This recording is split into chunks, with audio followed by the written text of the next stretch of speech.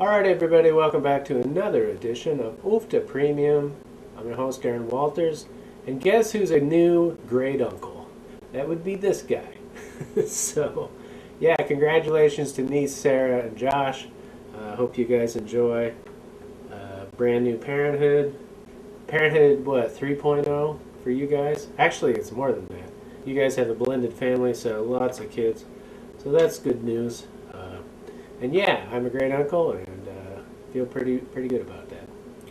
Just make sure, when he grows up and reads and starts learning math, that he'll incorporate UFTA into his life. Okay.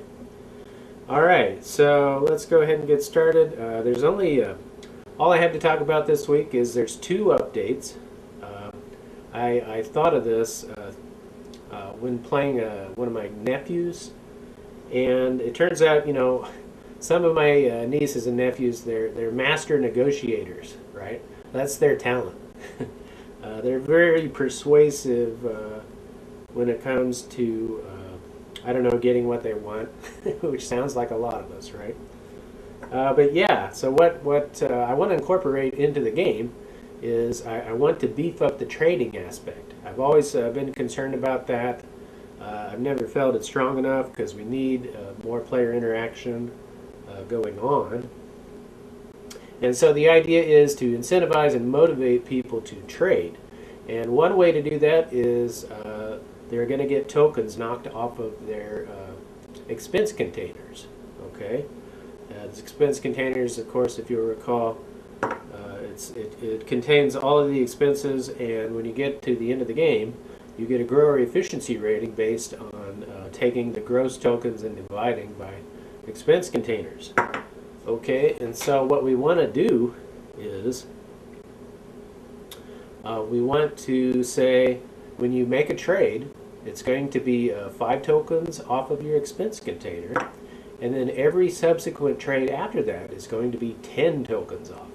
So by the time you get to 6 or 7 trades, that's potentially what, 50 points, 65 points.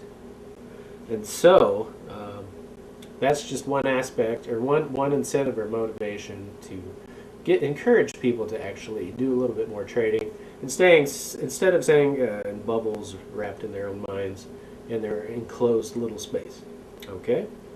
All right. So that's one aspect of gameplay.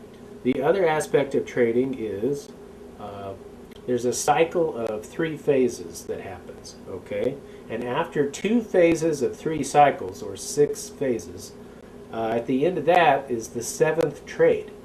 Okay, and we'll get to that in a minute. But here's what happens on the 3 phases. The first phase, you get the 5 tokens, but you also get one of these, one of the trade tokens, right?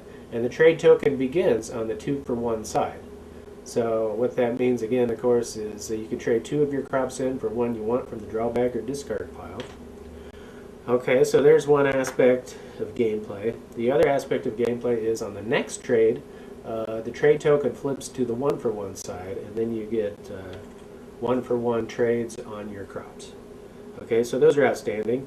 But what's going to happen is on the 3rd trade, you actually become eligible to create a wildcard crop. Okay, and then that wildcard crop is something that you can plant, and you can declare what it is at harvest. You don't have to declare it before. You declare it at harvest, what you want it to be, and it will become that. Now, it won't affect the market because it doesn't truly exist. Okay, it's just an extra added crop to the game that has no real correspondence to the farmer's market.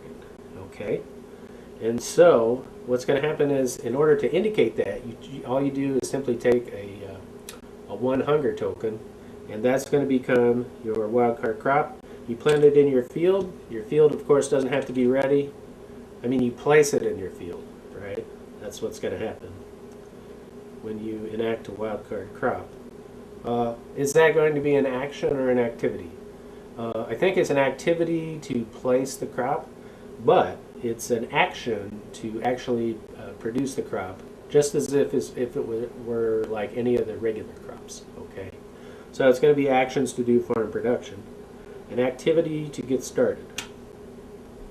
Okay, so you place it on your field. Your field doesn't have to be harrowed. It can be as is. And what's going to happen is you take that token off at the harvest, and you get your harvest amount. Okay, and that's how that opens up avenues, of course, for creating crop cartels with maybe 5, 6, or even potentially 7 crops. Okay. Earned in the game. So if you do that, those are major accomplishments. If you get a 6 crop cartel, that results in a cooler for storage. And then if you get 6 crops, that results in a silo. And then finally, if you earn the hardest of all the 7 crops, which you could do with if a Finderdoodle is placed on a wildcard crop, right? Because you can double wildcards, all right? So you'd have 2 wild cards. If you do that, that's a super difficult feat in the game. You in fact earn a factory, okay? And each of those items are actually worth points, and then they also convey value to crops in the market. The first one, the cooler, is worth 5 extra tokens per crop. The silo is worth 10, and the factory is worth 15. Okay, and so those are just ways. I'm really not settled right now on what the point totals should be for those items, the cooler, the silo, and the factory. But initially I'm thinking 100, 150 points, and 200. Okay, so that's quite a bit. That may be too expensive, I don't know. But this is the most cutting-edge, latest update of UFTA, and I don't know that I can work this in. It may just have to wait for future generations. Okay, so there's that. That takes care of. I wanted to mention, when you get to the 7th trade, you have again we return to the 3-phase cycle, right? You have 2 for 1s, 1 for 1s, and then a wild card crop, right? 3 times. Then you do that again. A wild card. I'm sorry. 2 for 1s, 1 for 1 trades, and then another wild card crop. And then, if you get to the 7th trade, that's the magical lucky 7. You get to the 7th trade, and that means you in fact earned a new tile in the game called the Master Negotiator. And the Master Negotiator, what it does is it allows you to empty your expense container and take all those hunger tokens and place them on your farm as score. Because it essentially means you've successfully traded throughout the game with people. You've wheeled and dealed, and you've worked your magic, your charm, and you've managed to score quite a bit.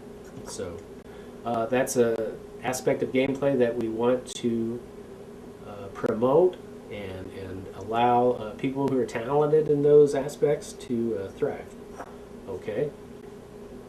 All right, so that takes care of the trade aspect, the trade negotiations, and let's see, the silo, the cooler, and the factory. The one little minor thing we also want to talk about is the high tunnel. The high tunnel, if you'll recall, is the one that lets you, it's the equipment item that allows you to plant 1 extra crop in a field space. And what we're going to do is we're going to say that that is in fact an action, not an activity.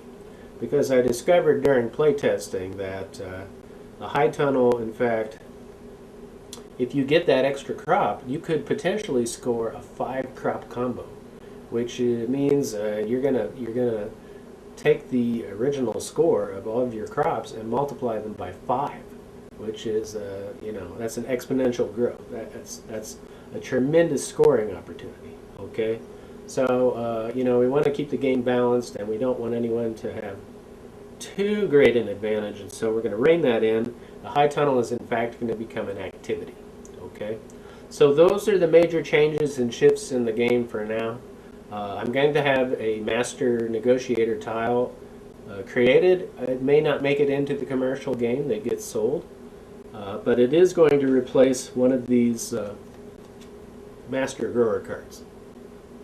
Okay, so it's going to sit at the top of the resource shop in the industrial category, and that's how that's going to go. Okay, so we've got Master Negotiator card, and we've got an update to the high tunnel, and we also went over the process of acquiring trades, getting money taken off of your expense containers, and purchasing, or basically earning, extra items on the farm to make your farm more productive and efficient. Okay? Alright, so that's going to do it for now. Until next time, keep on playing Hoop to everybody. Till I see you again. Adios.